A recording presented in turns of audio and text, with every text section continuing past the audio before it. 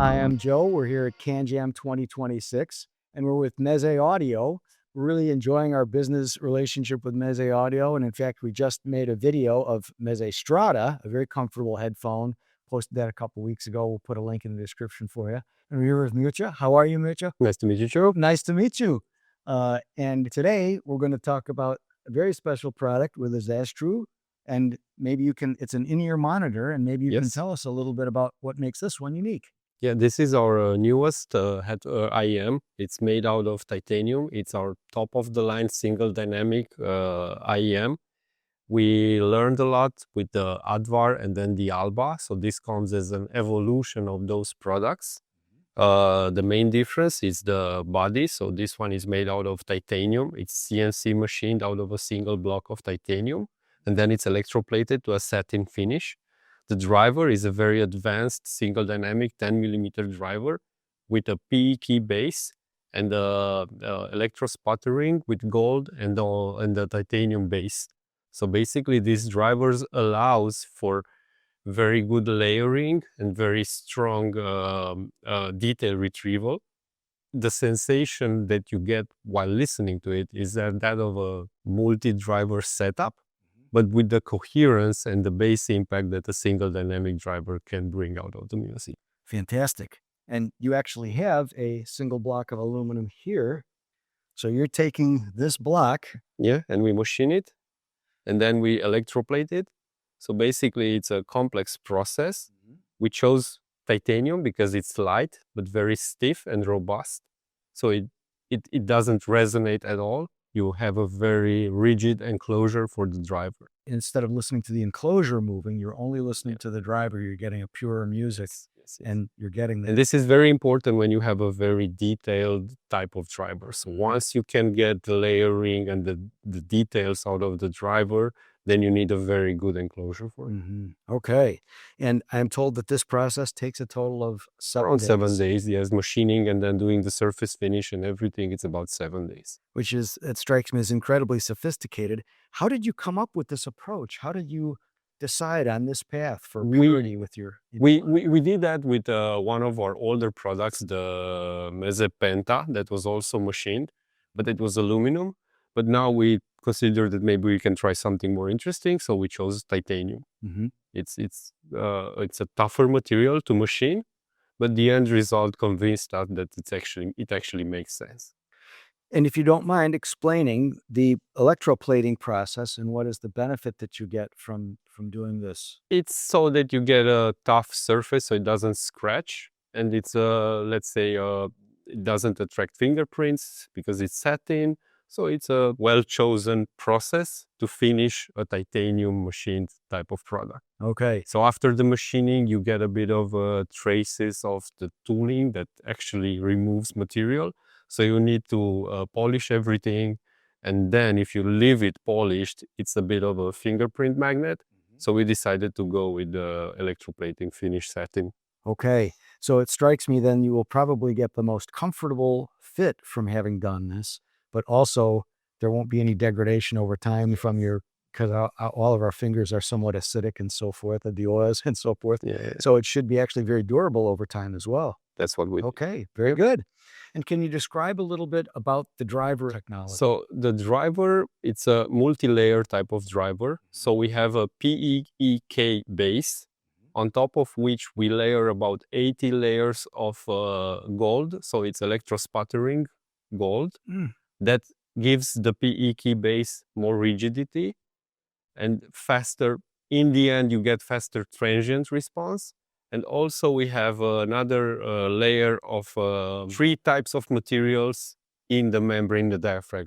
A sandwich construction. A sandwich construction, yes. But constructed with very many, I mean, if you're... Very thin layers. Yes. You deposit very thin material. So it gives it rigidity without making it too heavy. Yes. So lightweight, so you can get that very... You have fast response. Yes. Especially in the bass, you get very strong layering, and the impact of the bass, you actually feel it, that it kicks you, but then you don't have a single note type of bass. You get the detail and the layering of the bass. Okay, very good. Now, is there anything else you want to tell us about this? Yeah, the cable that we use is an LCOFC, so it's a liquid crystalline, linear crystal oxygen-free copper. Okay. So this allows for a very pure signal. Also, the shell of the player. So we have something like 61 or 161 separate strains of conductor, and then it's covered in a medical grade cover or Coating, yeah. coating, Okay. and it's very flexible, and you can very easily arrange it towards the back of your ear, and it doesn't get it's very comfortable. So the transference of the musical signal from your headphone amplifier directly to the driver is It's pure, it's uninterrupted, Yeah, so we don't uninterrupted. solder. So the cable from the 4.4 Pentacon connector goes all the way to the 2-pin connector in the IM, and the splitter is made in such a way that you don't have to solder anything, so it's continuous. And for people that don't have a 4.4 out, we offer in the package an adapter from 4.4 to 3.5.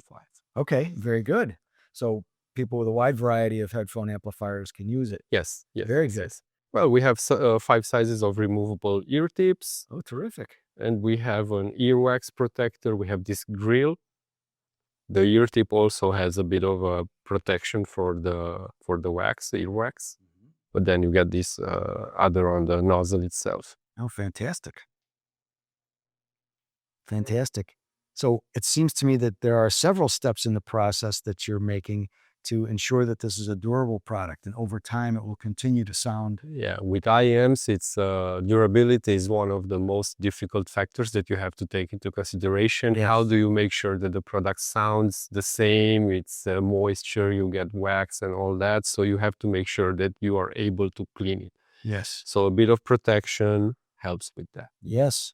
And it strikes me that the fact that you have 2 previous in-ear monitors that you're still selling, and now you've gone for an even more Yes. premium one.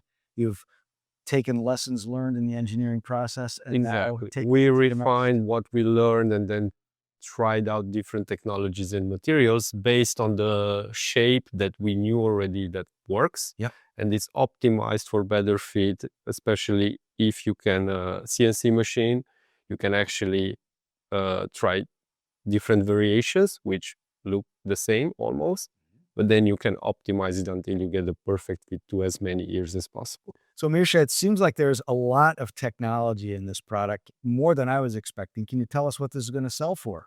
Yes, so this product will sell for $899 USD, €899 depending on market. Oh, very good. So under $1,000 Under USD. $1,000. Wow. Yes. That's actually very impressive for all the technology that you have in here. Yep.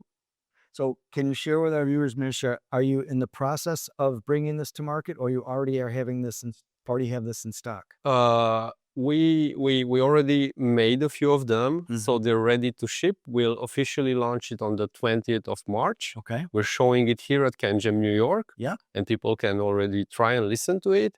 So it should be in the shops on the 20th of March. Okay. Most of the dealers should already have. So Mirsha, some of our viewers may not know much about Meze Audio as a company. Maybe you can just tell us a little bit about your background and how you came to be, and because we're starting to really do some nice business with you. So maybe you can share just a little bit of the company background, including with this product, the 99 Classic. Sure. So Meze Audio is about 12 years old already. This was the product that put us on the map. This is the 99 Classics. What we have here is actually the second generation. It came out 1 year ago as a 10-year anniversary after the initial product. The values that were considered when we designed and made this headphone are actually the core principles by which we guide the decisions in most of our products today. So we choose high quality materials. The design is made in such a way that it's strong, but it doesn't really adhere to a certain time. So you can look at this headphone and you're not really sure where to put it in a year or a time. We use walnut wood for the ear cups. It's all the elements are screwed together, so you can easily service it, replace ear pads, replace parts. We have zinc parts for the frame. Quite comfortable. Actually, it's one of the most comfortable headphones that we make. Light. It is very comfortable. About a year ago, we did a video on 99 Classic to celebrate this new version of it, and I remember commenting in the video that we found it to be, for the price point, a really nice combination of comfortable, good sounding, good looks. That it kind of touched on all three. We'll put a link in the description to that one as well. And you've grown into all kinds of other categories now from a Yes. simple start with one product. Yeah, we grew after the 99. Something really unexpected happened. We met with the people from Rinaro in Ukraine, and they had a very advanced technology for planar magnetic isodynamic drivers. So I think our values actually matched, and we considered that we can do something really special together. So we came up with the Empyrean headphone using their MZ3 isodynamic driver, which is still one of the most advanced planar magnetic drivers in the market. So that allowed us, let's say, to reach a level of clientele that we were not able to serve with the 99 Classics. And with all the learnings from the Empyrean, we kind of filled up a larger space with different types of headphones at different price point and different performance levels. So now I would say we have products starting from 2,000 to 4,000 euro or dollars, and we cover a large variation of taste and price points and performance levels. So we started as a company with 2-3 employees, and now we're almost 80. So we grew in the last 10 years, we grew quite a lot, and also brought in the company a lot of technology, a lot of development equipment, and the R&D team is 6 or 7 people. So we invest in growing the company. And really covering a lot of different consumers types of headphones, because an affordable but very good sounding traditional headphone, a premium in-ear monitor, premium planar technology. Yep. You're really covering a wide span, and we like that from a vendor because we can serve more customers that way. Well, Mirsha, we want to thank you for spending some time with us Thank today. you. We really appreciate it, especially for someone at a pretty senior level like yourself, spending time with us and having the insights that you do about the materials and so forth that are in the product. For all of you folks who are watching this, I did not realize that this was going to be a premium IEM that we were going to see here at this show. So I'm pretty excited about it personally, because there's a lot of people who prefer an IEM. So Yep. yeah, in-ear monitors are very popular. So we'd like to thank all of you folks for taking some time with us today to watch this video. We really appreciate it. If you don't mind, go ahead and leave us a comment in the comment section. We do our best to respond to those. If you haven't as yet, please like and subscribe. That helps us out a ton. We look forward to seeing you at our next video.